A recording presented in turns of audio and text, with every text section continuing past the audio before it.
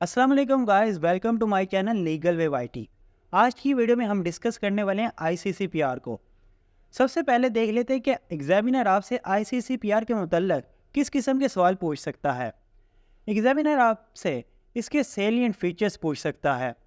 Number 2 पे वो आपसे पूछ सकता है कि किन राइट्स को आईसीसीपीआर में प्रोटेक्ट किया गया है। नंबर 3 पे वो आपसे पूछ सकता है कि वो कौन सा ट्रीटी है या वो कौन सा कोविनेंट है जो कि आपका सिविल एंड पॉलिटिकल राइट्स से डील करता है। तो वो ट्रीटी या कोविनेंट आपका है international covenant on civil and political rights, जिसकी शॉर्ट फॉर्म है आईसीसीपीआर। याद रहे कि आपका इंट्रोडक्शन और कंक्लूजन एग्जामिनर की नज़र में नहायत ही मैटर करता है। तो यहाँ पे हम आप आईसीसीपीआर का इंट्रोडक्शन देख लेते हैं। The International Covenant on Civil and Political Rights is a multilateral treaty.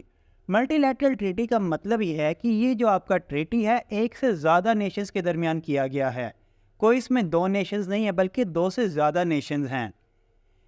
That binds nation to provide civil and political right to their people.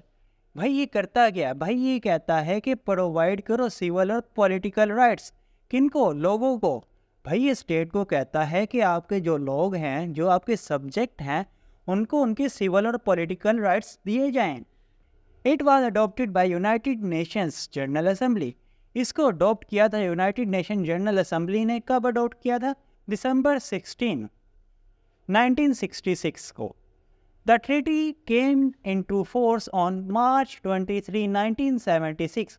और कब ये फोर्स में आया था? ये फोर्स में आया था मार्च 23, 1976 को। The ICCPR is a key document in the history of international law and human rights. ये जो एक बहुत ही अहम डॉक्यूमेंट है आपका ICCPR, किसमें? हिस्ट्री ऑफ इंटरनेशनल लॉ में और ह्यूमन राइट्स में भी एक अहम डॉक्यूमेंट कंसीडर किया जाता है, क्योंकि ये राइट्स की बात करता है। और किन राइट्स की बात करता है? वो है आपके civil and political rights. It forms part of the international bill of human rights along with the International Covenant on Economic, Social and Cultural Rights and the Universal Declaration on Human Rights UDHR. The Human Rights Committee, पहले हम इतना देख लेते हैं कि आखिर वो कहना क्या चाह रहा है। वो इसमें कहना ये चाह रहा है कि जो आपका international bill of human rights है वो तीन चीज़ों से मिलके बना है। नंबर 1 वो है ICCPR। नंबर 2 पे आपका आता है international covenant on economic, social and cultural rights. Number 3 पे आपका आता है universal declaration of human rights, जिसकी शॉर्ट फॉर्म है UDHR। ठीक है, आपका जो इंटरनेशनल बिल ऑफ राइट्स है वो तीन चीज़ों से मिलके बना है, जो कि मैं आपको बता चुका हूँ। The United Nations human rights committee monitor the implementation of ICCPR। भाई जो ह्यूमन राइट कमेटी है यूनाइटेड नेशंस की, वो इसकी इम्प्लीमेंटेशन को मॉनिटर करती है। आगे हम अब इसका ऑब्जेक्टिव देख लेते हैं कि आखिर इसको बनाने के पीछे पर्पस क्या था, इसका ऑब्जेक्टिव क्या है। नंबर 1 एक बाइंडिंग इफेक्ट क्रिएट करना। अगर आपको याद हो या आपको पता हो, आपका जो UDHR है वो बाइंडिंग नहीं है, जबकि उसमें भी आपके सिविल और पॉलिटिकल राइट्स तो कवर हो रहे हैं, मगर वो बाइंडिंग नहीं है। जो आपका ICCPR है ये आपका एक बाइंडिंग डॉक्यूमेंट है। Number 2 provide an effective remedy. भाई जाहिर सी बात है, जो चीज़ बाइंडिंग होगी, अगर फिर उस पर वॉयलेशन कोई करता है, उस लॉ की कोई वॉयलेशन करता है, भाई उसे एक इफेक्टिव रेमेडी भी तो दी जाएगी कि अगर किसी का कोई राइट वॉयलेट हुआ है तो कोर्ट्स वगैरह का रुख कर सकता है। तीसरा इसका ऑब्जेक्टिव है promote condition for rights, help countries create condition so people can fully enjoy their rights. भाई ये कंट्रीज को इस बात पर कहता है कि आप अपने सिटीजन्स को सिविल और पॉलिटिकल राइट्स दो, एक ऐसी कंडीशन अपने स्टेट में प्रमोट करो जिसमें आपके सिटीजन्स सिविल और पॉलिटिकल राइट्स को खुलकर एंजॉय कर सकें। नंबर 3 इसका स्ट्रक्चर क्या है ICCPR का। इसमें सबसे पहले आपको प्रीएम्बल देखने को मिलेगा, उसके बाद इसमें है टोटल 53 आर्टिकल्स और 6 पार्ट्स हैं इसकी और 2 ऑप्शनल प्रोटोकॉल्स हैं। सबसे पहले हम इसके पार्ट्स को डिस्कस कर लेते हैं। Part 1 article 1 right to self determination. अगर आपको आर्टिकल नंबर याद नहीं होता तो इसमें कोई इशू नहीं है, तो आप डायरेक्ट आप लिख सकते हैं part 1।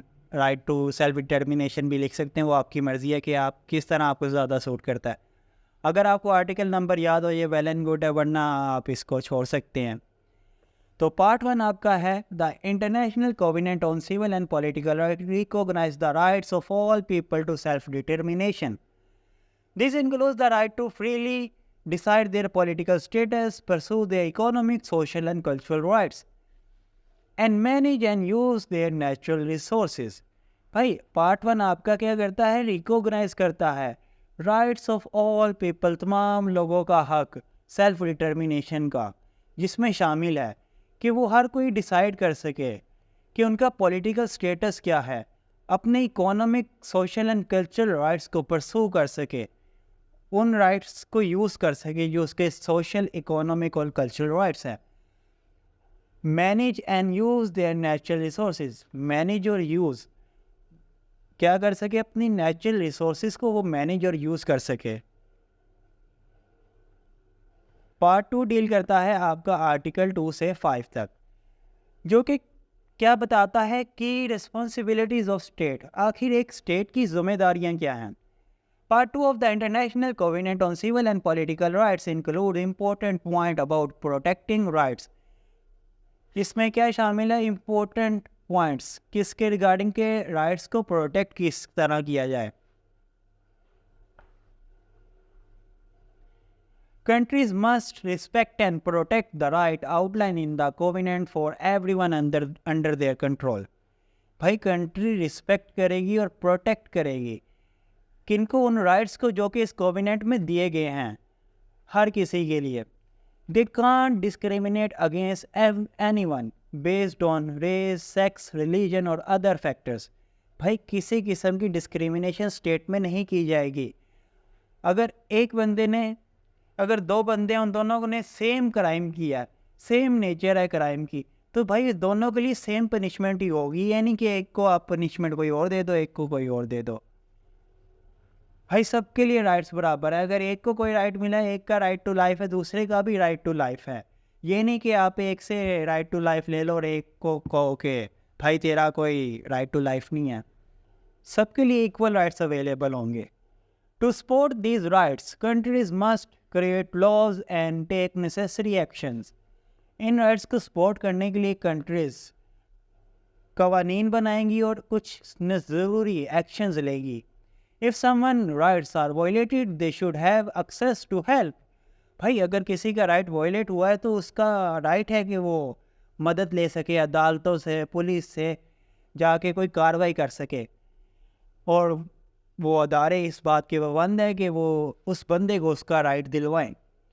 Courts and other authorities must ensure that people can enforce their rights। Courts और तमाम दूसरी अथॉरिटीज़ इस बात को यकीनी बनाएंगी कि लोगों के राइट को इन्फोर्स किया जा रहा है। Lastly, country must make sure that these rights are upheld and that assistant is available when needed. भाई कंट्रीज इस बात को यकीनी बनाएगी कि इन राइट्स को प्रोटेक्ट किया जा रहा है, इनको रिस्पेक्ट दी जा रही है, इस पर अमल दरामद हो रहा है, और अगर कहीं पे कोई वायलेशन हो रही है तो आपके पास मुख्तलिफ अथॉरिटीज़ अवेलेबल है जिनके पास आप जा सकते हैं, आपको आपका राइट दे या आपको आपका राइट दिलवाए। पार्ट 3 जो कि डील करता है आर्टिकल 6 से 27 तक की राइट्स इन द ICCPR। जो भी अहम राइट्स हैं वो आपके इस पार्ट में डिस्कस किए गए हैं। चलिए अब देख लेते हैं कि आखिर पार्ट 3 में किन राइट्स का जिक्र हमें देखने को मिलता है। Part 3 of the international covenant on civil and political rights highlights important rights that must be protected first। protected भाई इसमें हाईलाइट किए गए हैं आपके इम्पोर्टेंट राइट्स कौन से हैं, उनको लाजमन प्रोटेक्शन दी जानी चाहिए। First, every person has to right to life. भाई हर किसी का हक है right to life. And no one can kill unfairly. कोई भी किसी को बिला वजह नहीं मार सकता। People must be free from torture and cruel treatment. भाई लोगों को इज्जत से इंसानों की तरह ट्रीट किया जाएगा, उनके साथ क्रूअल या टॉर्चर किस्म का रवैया इख्तियार नहीं किया जाएगा। Everyone has right to personal freedom, meaning no one should be arrested without a good reason. भाई हर किसी का हक है कि वो फ्रीडम एंजॉय कर सके। मीनिंग यानी कि किसी को बिला वजह अरेस्ट नहीं किया जाएगा, कि ये नहीं होगा कि पुलिस आई है हमें कोई वजह नहीं उठा के ले गई है, उसके पीछे कोई ना कोई प्रॉपर रीज़न होनी चाहिए।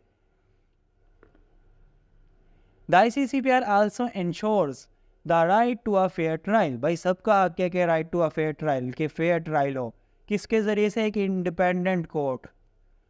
Additionally people have the freedom to express their thoughts and opinions. लोगों को ये राइट हासिल है कि वो इजहार कर सके अपने ख्यालात का, अपनी राय का। गैदर पीसफुली, इकट्ठा हो सकें फॉर मीटिंग और प्रोटेस्ट, मीटिंग के लिए या प्रोटेस्ट वगैरह के लिए, एंड प्रैक्टिस देयर रिलीजन, और अपने मज़हब को प्रैक्टिस कर सके freely. Finally minority have the right to enjoy their culture, speak their language and follow their beliefs। भाई जो minorities आपकी स्टेट में मौजूद हैं उनका भी ये राइट है कि वो अपना कल्चर बिना किसी इंटरफेरेंस के एंजॉय कर सकें, अपनी ज़ुबान का इस्तेमाल कर सकें और अपने बिलीफ या रिलीजियस प्रैक्टिसेस को फॉलो कर सकें, उनको प्रैक्टिस कर सकें fully and freely. These rights are essential for protecting individual freedoms for everyone।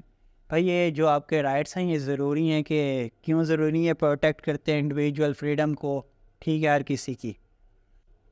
Part 4 जो कि आपका डील करता है आर्टिकल 28 से 45 तक, establishment and role of committees. The establishment of committee is essential for overseeing the implementation of the covenant. These committees are responsible for monitoring how countries follow the rules set out in the covenant। भाई इन committees का काम ये है कि ये monitor करें कि countries किस तरह इन जो रूल्स इस कोविनेंट यानी ICCPR में मौजूद है इनको फॉलो कर रही हैं, किस तरह इन पर अमल दरामद करवा रही हैं। तो ये कमेटी सारी मॉनिटर करती है। Countries must regularly report their progress to the committee which then check if they are meeting their obligations। भाई जो आपकी कंट्रीज़ हैं वो आपकी जो रेगुलर बेसिस पे अपनी रिपोर्ट बनाती है, प्रोग्रेस रिपोर्ट, और वो कमेटी को सबमिट कर देती है। फिर कमेटी में आपकी एक मीटिंग होती है जिसमें उस रिपोर्ट को रिव्यू किया जाता है कि आया स्टेट किस स्टेज पे खड़ा है, ये क्या अपने सिटीजन्स को राइट्स देने में कामयाब हुआ भी है या नहीं। अगर नहीं हुआ तो हो सकता है स्टेज जो आपका स्टेट है उसे क्रिटिसिज्म फेस करना पड़े। If there are disagreement about compliance the committee help to resolve these disputes. This process is crucial for ensuring that human rights are respected as outlined।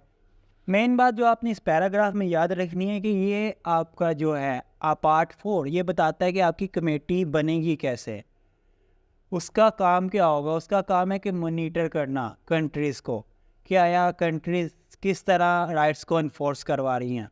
उसके बाद आपका आ जाता है पार्ट 5 जो कि आपका डील करता है आर्टिकल 46 से 47 तक, जो कि कहता है rights to natural resources and non interference with the UN। Everyone has a right to enjoy their inherent rights। भाई हर किसी को हक है कि वो अपने inherent rights को enjoy कर सके, and to fully and freely use their natural wealth, और जो उसके पास natural wealth है या resources है उनको भी freely use कर सके। The covenant shall not be interpreted as interfering with the operations of the UN। इस कोविनेंट को हरगिज़ इस तरह तशरीह नहीं की जाएगी कि ये UN के काम में मुदाखलत करे। इसके बाद आपका आया था पार्ट 6 जो कि आपका डील करता है आर्टिकल 48 से 53 तक, जो कि बात करता है रेक्टिफिकेशन की, entry into force and amendment की। The governance of the ICCPR involves several key processes. ठीक है भाई, इसमें आपको प्रोसेस देखने को मिलेगा। आया एक स्टेट किस तरह इस कोविनेंट की सिग्नेटरी बनती है, फिर उसके बाद रेक्टिफिकेशन होती है, सारा प्रोसेस इसमें पार्ट 6 में आपको देखने को मिलेगा। प्लस ये आपको अमेंडमेंट का प्रोसीजर भी बताता है कि आया इस कोविनेंट को अगर कभी भी अमेंड करना पड़े तो अमेंडमेंट का क्या प्रोसीजर होगा, वो भी आपको पार्ट 6 में देखने को मिलेगा। उसके बाद आपका आ जाता है ऑप्शनल प्रोटोकॉल। इसमें हमने पहले भी डिस्कस कर चुके हैं कि इसमें 2 ऑप्शनल प्रोटोकॉल्स हैं। एक है फर्स्ट ऑप्शनल प्रोटोकॉल और एक है सेकंड ऑप्शनल प्रोटोकॉल। यहाँ पे हम देख लेते हैं कि आखिर फर्स्ट ऑप्शनल प्रोटोकॉल कहता क्या है। It establishes a system by which the human rights committee can receive and consider complaints from individuals who allege that their rights have been violated. इस प्रोटोकॉल के तहत जो आपकी ह्यूमन राइट्स कमेटी है, जो कि इस कोवेनेंट को मॉनिटर करती है, क्या कर सकती है, रिसीव कर सकती है और कंसीडर कर सकती है किस चीज़ को, कंप्लेंट्स को, जो कि इंडिविजुअल्स करते हैं। अब इंडिविजुअल कौन से हैं? इंडिविजुअल वो तमाम इंडिविजुअल्स जिनके राइट वायलेट हुए हैं, हु एल्ज डैट, जो इल्ज़ाम लगाते हैं that their rights have been violated, कि उनके हकूक़ वायलेट हो चुके हैं। ठीक है, ये आपका पहला ऑप्शनल प्रोटोकॉल बताता है, ऐसा सिस्टम की बात करता है या ऐसा सिस्टम फराहम करता है जिसके तहत ह्यूमन राइट कमेटी आपकी कंप्लेंट रिसीव कर सकती है अगर आपका कोई राइट वायलेट हुआ है तो। इसको फर्स्ट ऑप्शनल प्रोटोकॉल को अडॉप्ट किया गया था 16 दिसंबर 1966 को और एनफोर्स किया गया था 23 मार्च को 1989। अगर आपको ये डेट्स याद रहती है तो वेल एंड गुड, अगर नहीं याद रहती तो कोई बात नहीं, आप सिर्फ इतना पैराग्राफ भी लिख सकते हैं। इसके बाद आपका आया था second optional protocol. The second optional protocol abolish the death penalty. भाई आपका दूसरा ऑप्शनल प्रोटोकॉल क्या करता है, ख़त्म कर देता है डेथ पेनल्टी को। इसके बाद इसको अडॉप्ट किया गया था 15 दिसंबर 1989 को और एनफोर्स किया गया था 11 जुलाई 1991 को। तो यहाँ पे मेरे ख्याल से हमें पहला लेक्चर ख़त्म करना चाहिए। अगले लेक्चर में हम देखेंगे कि इन राइट्स को ICCPR में प्रोटेक्ट किया गया है। ये वो तमाम राइट्स हैं जिनको ICCPR में प्रोटेक्ट किया गया। हम इसको ज़रा डिटेल में डिस्कस करेंगे अगले लेक्चर में। उसके बाद देखेंगे कि इसके सेलिएंट फीचर्स क्या हैं। सेलिएंट फीचर्स के बाद फिर हम इसमें कंक्लूजन देखेंगे, आखिर इसका कंक्लूजन क्या बनता है। आई होप कि आपको आज का लेक्चर पसंद आया होगा। अगर आपको लेक्चर पसंद आया और आइंदा भी ऐसे लेक्चर चाहते हैं तो वीडियो को लाइक करें, चैनल को सब्सक्राइब करें। और अगर आपको कोई भी इशू है, कोई भी डाउट है तो आप कमेंट सेक्शन में पूछ सकते हैं। ओके, आज की वीडियो के लिए इतना ही था। मिलते हैं अगली वीडियो में। अल्लाह हाफिज़।